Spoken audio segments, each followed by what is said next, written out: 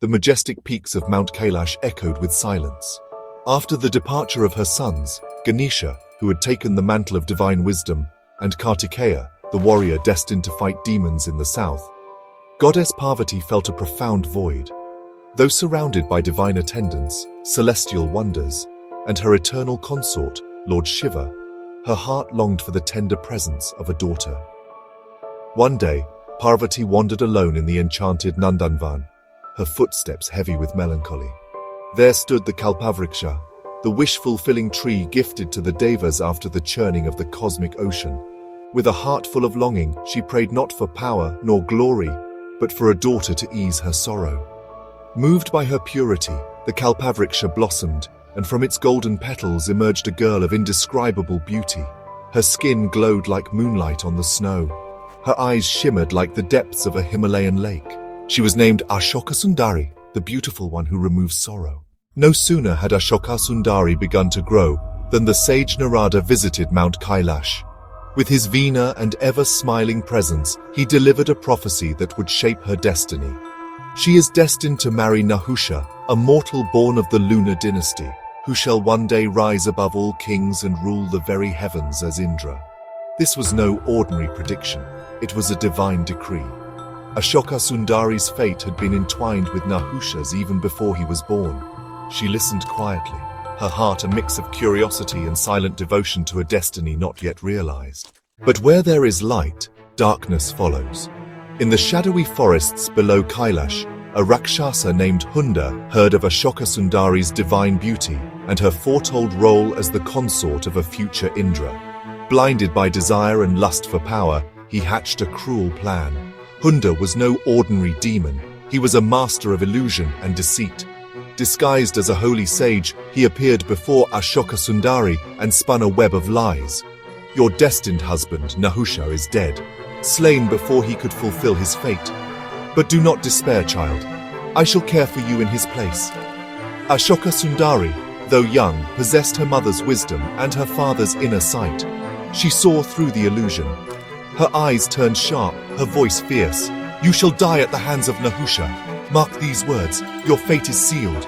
Enraged, Hunda cast away his disguise and fled into the shadows, but he was already bound by her curse.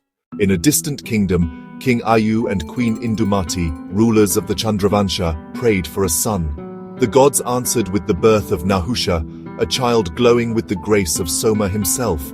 But before he could walk, he was abducted by Hunda, desperate to kill the one foretold to destroy him. By divine intervention, the child was rescued and raised in secrecy by sage Vashistha, unaware of his royal lineage or cosmic destiny. Years passed. Nahusha grew strong in body and brilliant in mind, mastering scriptures, warfare, and dharma.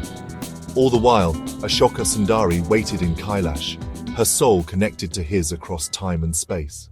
Eventually, the truth of Nahusha's origin came to light. With righteous fury and divine strength, Nahusha declared war on Hunda. Their final battle raged across the skies, earth, and astral realms. Nahusha's celestial weapons, gifted by the Devas themselves, clashed with Hunda's black magic and firestorms. In the end, Ashoka Sundari's curse was fulfilled. Hunda fell, consumed by his own darkness, and Nahusha stood victorious. The moment Nahusha stepped into Mount Kailash, Ashoka Sundari recognized him, not by face, but by essence.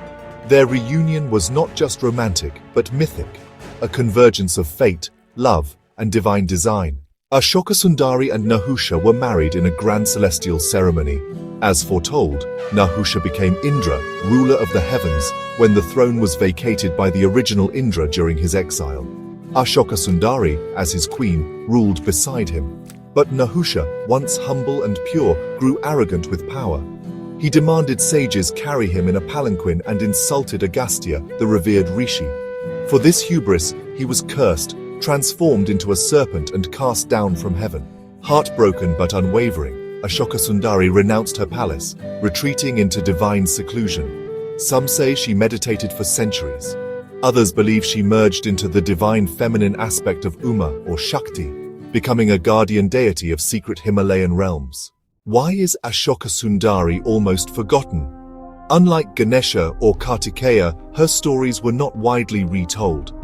Patriarchal traditions and oral retellings often omitted or minimized feminine divinity unless tied to battle or motherhood.